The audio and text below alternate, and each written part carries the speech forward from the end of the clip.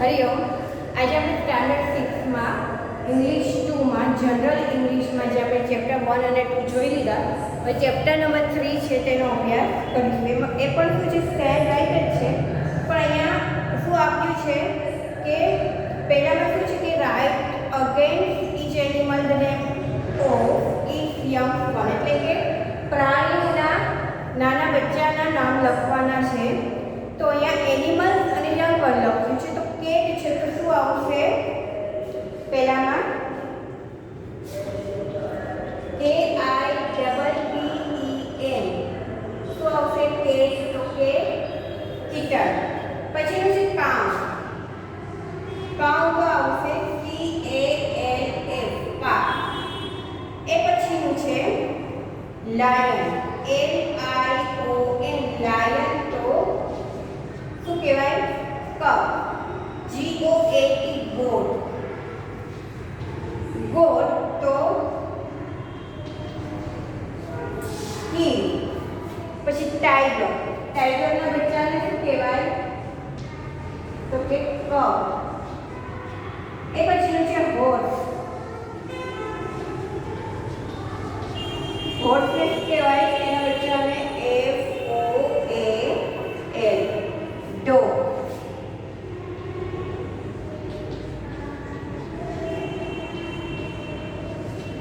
Dog તો puppy. અને sheep તો કે lamb.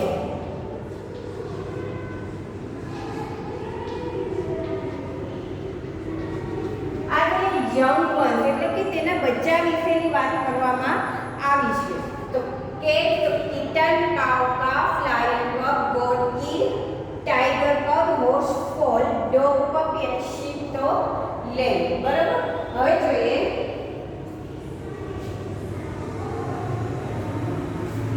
exercise 2. write against each animal the name of his shelter. shelter એટલે કે તેનું રહેણાંક, પ્રાણીઓ પશુઓ ક્યાં રહે છે તેના વિશેની વાત કરવામાં આવી છે. તો અહીંયા એનિમલ અને શેલ્ટર આપ્યા છે. તો ડોગ છે તે ક્યાં રહે, તો અહીંયા આપણે જોઈએ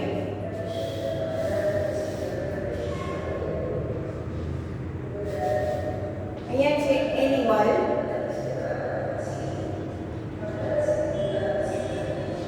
અને શેલ્ટર. ઘણા લોકોએ મિસ્ટેક કરી હતી, એક અલગ જ લખ્યું હતું, તો ધ્યાન આપે. બરોબર. ડોગ તો શું આવશે,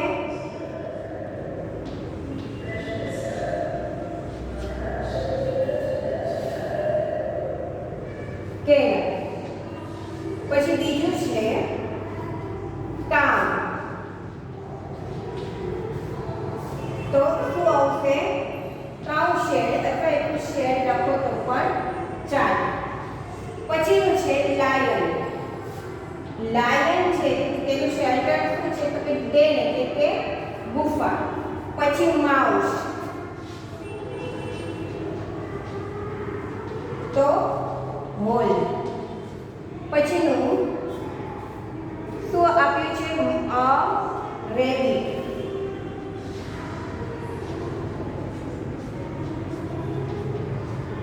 તો એ ક્યારે, તો કે બોરોમાં, બખોલમાં.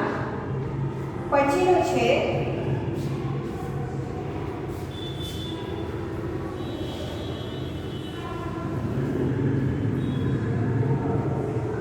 હોર્સ, તો એ ક્યારે, સ્ટેબલ.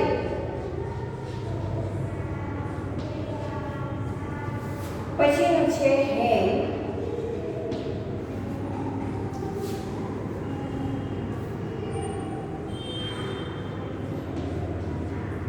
અને લાસ્ટ છે શીપ, તો પેન. બરાબર. હવે જોઈએ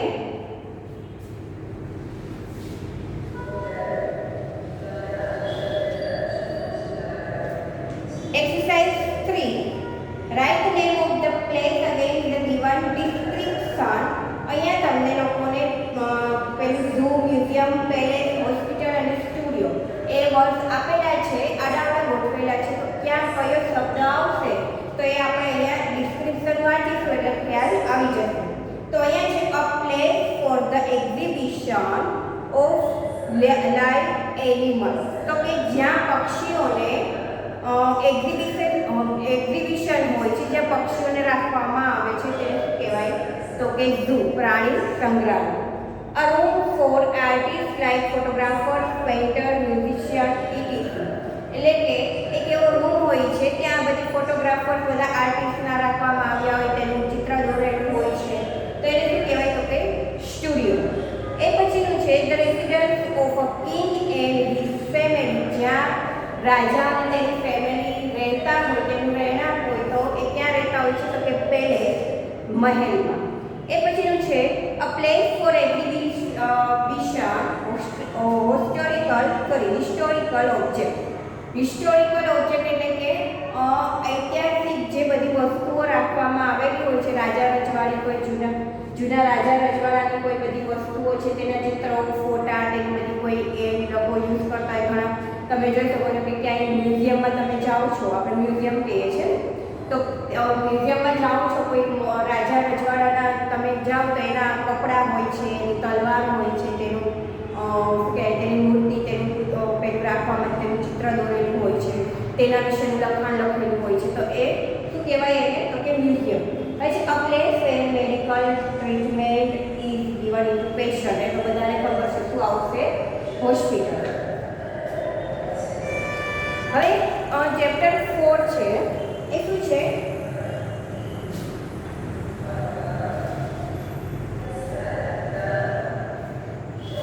તો કે ધ નાઉન.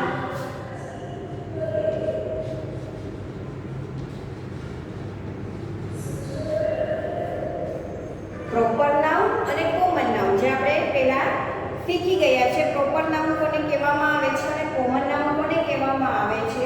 તો તમને બધાને ખબર છે કે કોઈ વ્યક્તિનું પર્સનલ પોતાનું નામ હોય, વ્યક્તિ હોય, દેશ હોય, કોઈ પ્રાણી પક્ષી હોય, તેનું પોતાનું જે નામ આપવામાં આવેલું હોય છે, તો તે પ્રોપરમાં આવે. અને કોમન કેને કહેવામાં આવે છે?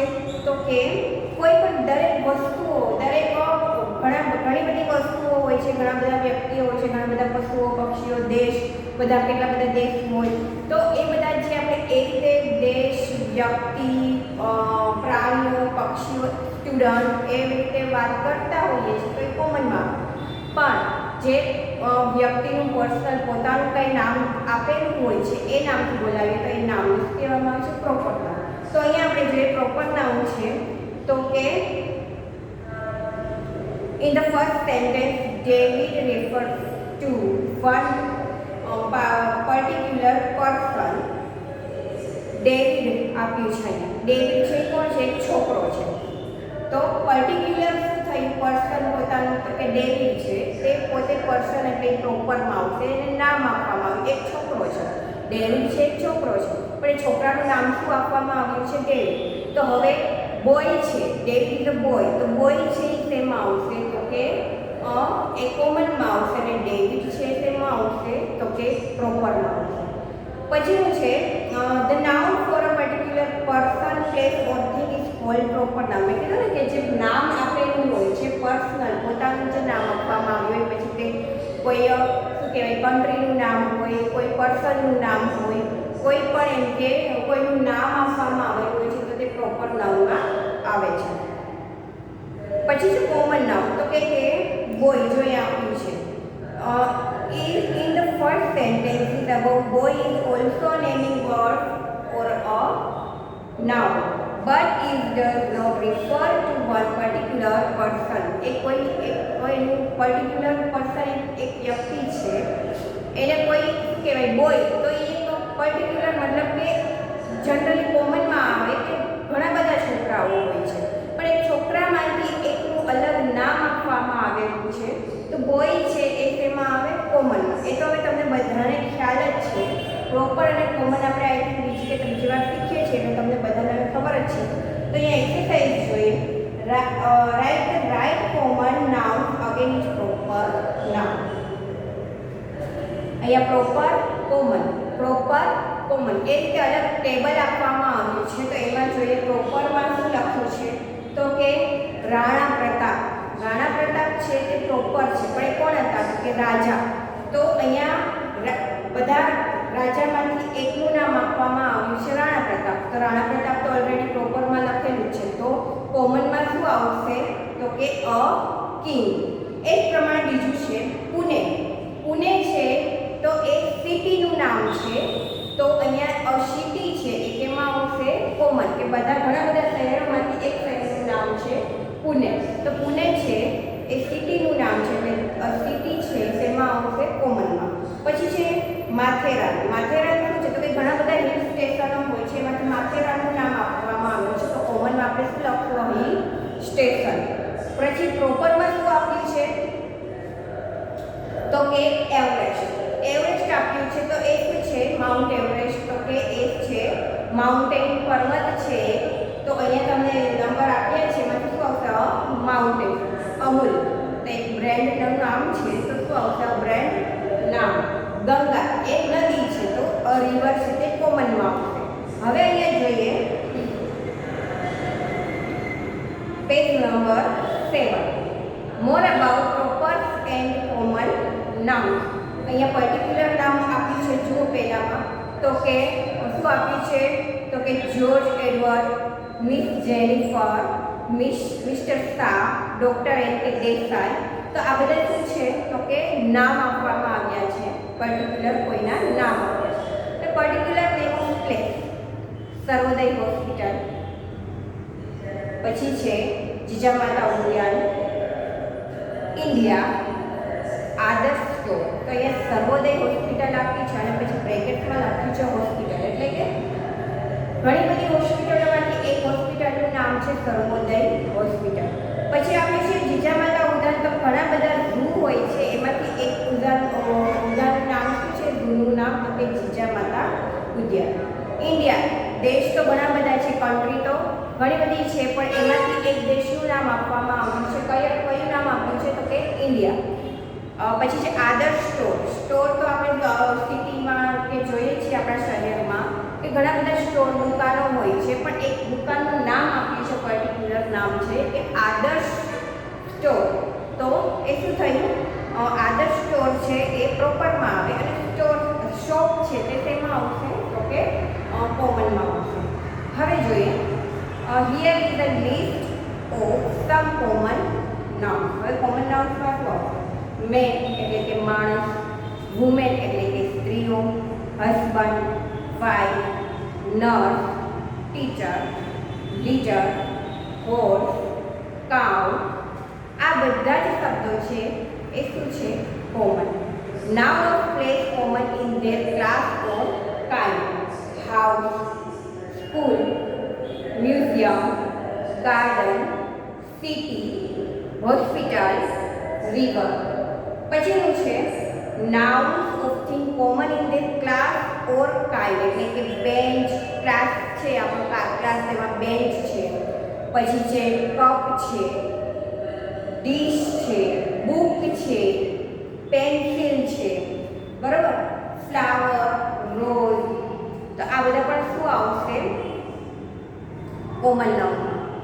પછીનું છે બુક. બુક છે કોમન નાઉન. હવે કોઈ બુકનું નામ હોય કે કોઈ પણ બુકનું તમે નામ લો કે લ્યુડર બુક છે, તો એ બુકનું નામ તમે જુઓ તો એ બુક છે એનું નામ છે લ્યુડર. તો લ્યુડર છે ઇંગ્લિશ બુક છે, તો એ બુક છે એ શું છે તો કે એક બુક છે એ કેમાં આવશે કોમન નાઉનમાં, અને લ્યુડર છે તે તેમાં આવશે તો કે પ્રોપરમાં આવશે. એ રીતે એક્સરસાઇઝ જોઈએ. Underline the nouns in the following sentences. હવે અહીંયા આપણે શું કરવાનું છે કે કોમન નાઉન અને પ્રોપર નાઉન છે એમાં અંડરલાઇન આમાં કરવાની છે, પણ જરૂર વર્કશીટમાં આપણું તો આપણે અંડરલાઇન નથી કરવાની. આપણે મેં તમને કીધું ને અહીંયા જે પાર્ટ આપ્યા છે એ રીતે પાર્ટ પાડીને લખવાનું રહેશે.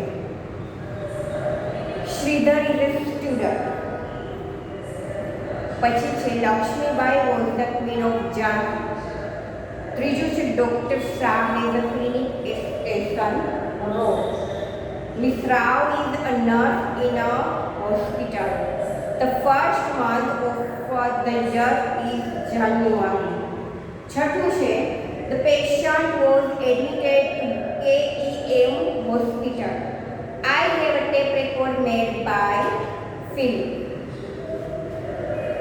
તો જે ઉપર તો અંડરલાઈન કરવાની છે, પણ નીચે જે પ્રોપર અને કોમન આપ્યા છે તો એ ઉપરથી કયા પ્રોપર છે અને કયા કોમન છે એ લખવાના છે. તો એમાં પહેલું છે શ્રીધર ઇઝ અ સ્ટુડન્ટ. તો શ્રીધર શેમાં આવશે? પ્રોપરમાં આવશે, અને સ્ટુડન્ટ કેમાં આવશે? કોમનમાં. પછી છે Lakshmibai was the queen of Jhansi. તો લક્ષ્મીબાઈ શેમાં આવશે? તો કે પ્રોપરમાં આવશે, અને ક્વીન શેમાં આવશે? તો કે કોમનમાં આવશે. ઝાંસી છે તે શેમાં આવશે? તો કે પ્રોપરમાં આવશે. પછીનું છે doctor Shah has clinic at station road. તો ડોક્ટર શાહ છે તે પ્રોપરમાં આવશે, અને ક્લિનિક છે તે શેમાં આવશે? તો કે કોમનમાં આવશે. પછી miss Rao is a nurse in a hospital. તો મિસ રાવ છે તે પ્રોપરમાં આવશે. પછી છે નર્સ છે તો તે કોમનમાં આવશે, અને હોસ્પિટલ પણ શેમાં આવે? કોમનમાં. પછીનું છે the first month of the year January. તો જાન્યુઆરી છે તે પ્રોપરમાં આવશે, અને મંથ અને યર છે તેમાં આવશે? કોમનમાં આવશે. છઠ્ઠું છે અહીંયા patient was admit to KEM hospital. KEM hospital છે તે પ્રોપરમાં આવશે, બરાબર. અને પેશન્ટ છે તે તેમાં આવશે? તો કે કોમનમાં આવશે. હવે 7મું વાક્ય છે I have a tape recorder made by Philips. Philips છે એ શેમાં આવશે? પ્રોપરમાં આવશે, બરાબર. હવે અહીંયા આપણે એક્સરસાઇઝ પ્રોપર અને કોમન તમને ખબર પડી ગઈ કે પ્રોપર નાઉન એટલે શું કહેવામાં આવે છે, કોમન નાઉન. પણ બધા લોકો શું કરે છે કે પ્રોપર અને કોમન ખબર છે છતાં પણ બહુ લખવામાં પી ને સી ને એવી રીતે કરે છે. વ્યવસ્થિત સરખું ટેબલ આવી રીતે બુકમાં તમને જે ટેબલ પાડીને કીધું છે કે એક વાર પ્રોપર લખ્યું છે અને એક વાર કોમન લખ્યું છે, એ જ રીતે તમારે લખવાનું રહેશે.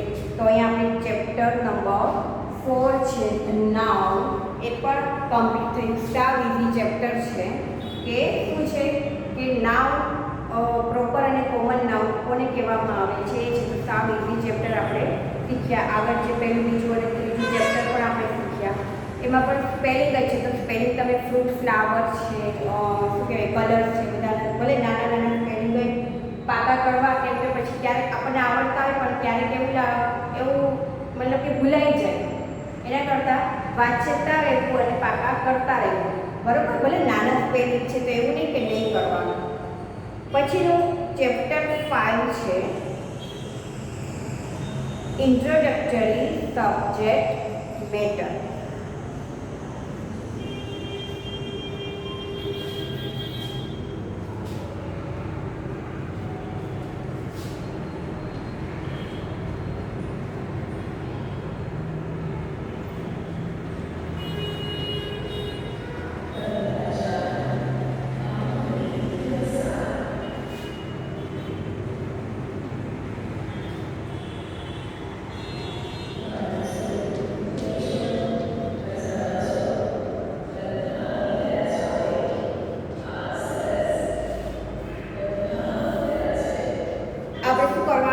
ટુબીના રૂપ જ મૂકવાના છે. અહીંયા છે એક ચિત્રમાં આપ્યું છે આઈ ખાલી જગ્યા અ બોય. તો આઈની સાથે ટુબીનું રૂપ કઈ લાગે? તો કે એમ. આઈ એમ અ બોય. પછી બાજુમાં આપ્યું છે એક છોકરાનું ચિત્ર છે એટલે એક વચન થયું. હવે અહીંયા વીની સાથે ટુબીનું રૂપ શું થશે? એક કરતાં વધારે બે છોકરાનું ચિત્ર આપેલું છે તો વી સાથે ટુબીનું રૂપ કયું લાગે? We are boy. અને તમે જુઓ, તમે લખો છો, ખબર છે કે અહીંયા આઈ સાથે ટુકડું એમ આવે, બી સાથે આર આવે, યુ સાથે આર આવે, સી સાથે ઈદ આવે, દે સાથે આર આવે. પણ લખી નાખો છો તો પછી તમે જોતા, મતલબ કે એનો મતલબ એમ કે તમે બુકમાં નહીં જોતા કે જ્યારે પણ બહુવચનવાળા વાક્યો આપેલા છે તેમાં આર્ટિકલ્સ લગાડેલા છે. છતાં પણ વિદ્યાર્થીઓ તમે બહુ બધી મિસ્ટેક કરો છો. બહુવચનમાં આર્ટિકલ્સ લગાડી દો છો. એલિફન્ટ્સ આપ્યા છે તો બહુવચન છે તો તમે કઈ રીતે એની સાથે એન લગાડી શકો? They are elephants. They are મૂકો છો તો આર ટુબીનું આર મૂકો છો તો એની સાથે તમને ખબર છે કે આપણે એક એન લગાડતા નથી આર્ટિકલ. તો પૂછ્યું હોય કે ધીસ ઇઝ એન એલિફન્ટ, આ એક હાથી છે, અથવા તો ઇટ ઇઝ એન એલિફન્ટ, તે એક હાથી છે, એ પૂછ્યું છે. હવે તમારે તેનું બહુવચન કરવું છે તો શું કરશે કે ધે આર એન એલિફન્ટ. એ તમે અહીંયા જુઓ છો કે બહુવચનમાં આર્ટિકલ લખવામાં આવતા નથી, તો એ ખાસ ધ્યાન રાખજો.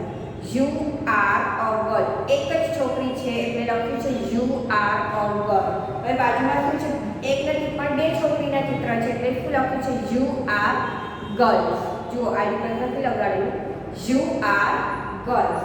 પછીનું છે હી ઇઝ અ ડોક્ટર, એક વચન છે. તમે ચિત્ર તમે જોશો તોય તમને ખ્યાલ આવી જશે કે એક વચન એક ડોક્ટરની વાત થઈ છે એટલે આર્ટિકલ એ લાગે, પણ બે ડોક્ટરના ચિત્ર છે તો આર્ટિકલ લાગશે નહીં.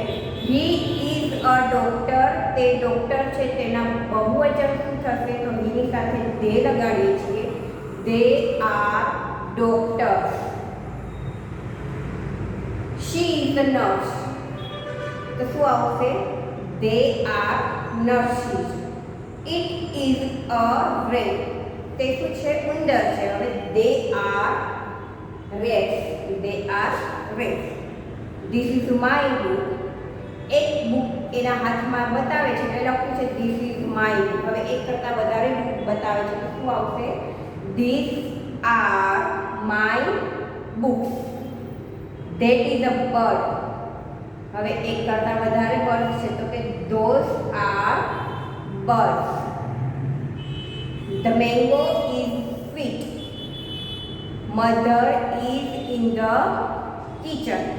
તો આવી રીતે આર્ટિકલ જે આપણે લગાડીએ છીએ ટુ બીના રૂપમાં મૂકીએ છીએ શું કહેવાય એમ ઇઝ આ, તો એક વચન હોય તો જ આર્ટિકલ એ અને એનો ઉપયોગ કરીએ છીએ. બાકી બહુવચન જ્યારે વાક્ય હોય છે તો એમાં આપણે આર્ટિકલ્સનો ઉપયોગ કરતા નથી. હવે થોડું આપણે ગ્રામરમાં જોઈએ. એમાં છે ચેપ્ટર આપણે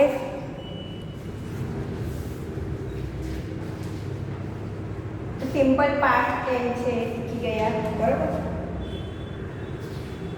કયું છે પ્રેઝન્ટ કન્ટિન્યુઅસ, ચાલુ વર્તમાન કાળ, એ પણ તમને લોકોને હવે આવડે છે કે પ્રેઝન્ટ. હવે હું તમને ગમે ત્યારે કોઈ પણ વર્કશીટમાં કોઈ પણ મતલબ કે મૂકું સેન્ટેન્સ તો તમને ખબર પડી જાય કે એમિતા ટુ બીનું રૂપ એમિતા મૂક્યું છે અને વર્બ આઈએનજી વાળું રૂપ છે એટલે કયું થાય ચાલુ વર્તમાન કાળ. એ પછી છે કે હું એ મૂકું કે સાદો વર્તમાન કાળ છે તો તમને ખબર જ છે કે ત્રીજો પુરુષ એક વચન છે તો એની સાથે એસ અને ઈએસ પ્રત્યય લગાડવામાં આવે છે, બરાબર. ડુડલ્સવાળા વાક્ય છે તો કે સાદો વર્તમાન કાળ. હેવ હેઝનું વાક્ય આપ્યું છે તો કે સાદો વર્તમાન કાળ. ઈડીવાળા રૂપ છે તો કે સાદો ભૂતકાળ અને ડીડવાળા રૂપ છે હેડવાળા વાક્યો છે તો હેડનું વાક્ય છે ડીડનું વાક્ય છે એ બધા શેમાં આવશે, સાદા ભૂતકાળમાં આવશે. તો એ પણ આપણે શીખ્યા, સાથે એક્સરસાઇઝ પણ કરી. અહીંયા છે વોટ ટાઈમ ઇઝ ઇટ. જુઓ વોટ ટાઈમ ઇઝ ઇટમાં હજી ઘણા લોકો મિસ્ટેક કરે છે તો ધ્યાન આપજો. વોટ ટાઈમ ઇઝ ઇટ એટલે કે અત્યારે કેટલા વાગ્યા છે, સમય કેટલો થયો છે તે. અહીંયા ઘડિયાળ પણ મેં તમને બોર્ડ પર દોરીને પણ મેં તમને સમજાવ્યું તો તમે હવે ખાલી એ જ પાકું કરવાનું છે કે 5-5 મિનિટના અંતરો હોય છે. 12થી 1 ઉપર જે મોટો કાંટો જે હોય છે તે આવે છે તો 5 મિનિટનું અંતર, 1 થી 2 ઉપર કાંટો જાય તો 5 થી 10 મિનિટનું અંતર, 10 થી 15 એ 5-5 મિનિટના અંતરો આપવામાં આવ્યા છે. તો અહીંયા એક ઘડિયાળ દોરી છે, 5 મિનિટ પાસ્ટ, 10 મિનિટ પાસ્ટ, 12 પછીનો જે સમય દર્શાવે છે 1 2 3 4 5 તો એને કહેશે past. 5 minute past, 10 minute past, 15 minute past, 20 minute past, 25 minute past. પછીનો છે 30 મિનિટ પાસ્ટ, પછી હાફ પાસ્ટ થઈ જશે. શું થઈ જશે, 30 મિનિટ થાય એટલે અડધો સમય, અડધો કલાક જતો રહ્યો છે એટલે આપણે શું કહીશું હાફ પાસ્ટ. પછીનું છે ક્વાર્ટર ટુ થઈ જશે, 20 મિનિટ મતલબ કે હાફ પાસ્ટ પછી જે 7 ઉપર કાંટો જશે, 8 ઉપર જશે, 9 ઉપર કાંટો જશે તો આપણે શું કહીશું ક્વાર્ટર ટુ કહીશું. અને 1 2 3 ઉપર આવશે તો ક્વાર્ટર પાસ્ટ કહીશું. અહીંયા ચિત્રમાં પણ દર્શાવેલું છે કે કોને ક્વાર્ટર પાસ્ટ કહેવાય ને કોને ક્વાર્ટર ટુ કહેવામાં આવે છે. તો એ તમારે યાદ રાખવાનું છે, પાકું કરવાનું છે. વાંચતા રહો, તમારી પાસે બુક તો છે જ ઓલરેડી તો તમારે આ વાંચતું કહેવાનું છે. ઘડિયાળ મોટી ઘડિયાળ હોય એને કહે છે ક્લોક. કાંડા ઘડિયાળ, કાંડું રિસ્ટ વોચ કહેવાય. શું કહેવાય, રિસ્ટ વોચ. ઘડિયાળનો એક શું કહેવાય ચંદો મોટો આ જે છે એને શું કહેવાય ડાયલ. એ પછીનું છે નાનો કાંટો છે, એને શું કહીશું આપણે? કલાક કાંટો. નાનો કાંટો છે અને લખ્યું છે કલાક કાંટો કે અવર હેન્ડ. મોટો કાંટો એટલે કે મિનિટ હેન્ડ એટલે કે મિનિટ કાંટો. ઘડિયાળના ઊભા બે ભાગ જુઓ. તેમાં જમણી બાજુનો ભાગ બીતેલો સમય દર્શાવે છે એટલે કે પાસ્ટ, અને ડાબી બાજુના ભાગમાં શું બતાવે છે? મિનિટ પ્રમાણે વીતવાનો સમય દર્શાવે છે એટલે ટુ લગાડવામાં આવ્યું છે. બરોબર? તો અહીંયા ટાઈમ જે બધા આપ્યા છે કે 5 o'clock, 2:15, 3:30, પછી છે 4:05, 10 minutes past 5, 25 minutes past 6. તો આ બધા જે છે તમારે હંમેશા કરતા રહેવાના છે. એવું નહીં કે ચલો આમાં એક્ઝામ્પલ આપ્યા છે એટલે આપણે જોવાના નથી, આ વાંચતા રહેવાના છે અને તમને ખ્યાલ આવે. એક્સરસાઇઝ લખી છે અહીંયા, ઘડિયાળ દોરી છે અને સાથે એક એક્ઝામ્પલ આપેલું છે આપણને કે કેટલા વગાડ્યા છે, તો કે 5:15. આપણે ગુજરાતીમાં શું બોલીએ કે 5:15. તો અહીંયા છે ઇટ ઇઝ અ 5:15 એટલે કે 5:15 થયા છે. એ જ રીતે હવે એક્સરસાઇઝ છે એ આપણે નેક્સ્ટ પીરિયડથી આપણે શરૂ કરીશું. તો તમે ગ્રામરમાં અને જનરલમાં હું તમને કરાવતી રહીશ, પણ ગ્રામર મૂકી દે એટલે એનો મતલબ એમ નહીં કે આપણે વર્તમાન ને ભૂતકાળ અને ભવિષ્યને બધું ભૂલી જવાના છે. એ ચેપ્ટર્સ તો તમારે કરતા જ રહેવાના છે, કેમ કે વર્કશીટમાં પૂછાશે. હવે નેક્સ્ટ પીરિયડમાં આપણે ગ્રામર શરૂ કરીશું અને જનરલમાં પણ અભ્યાસ કરીશું. હરિઓમ.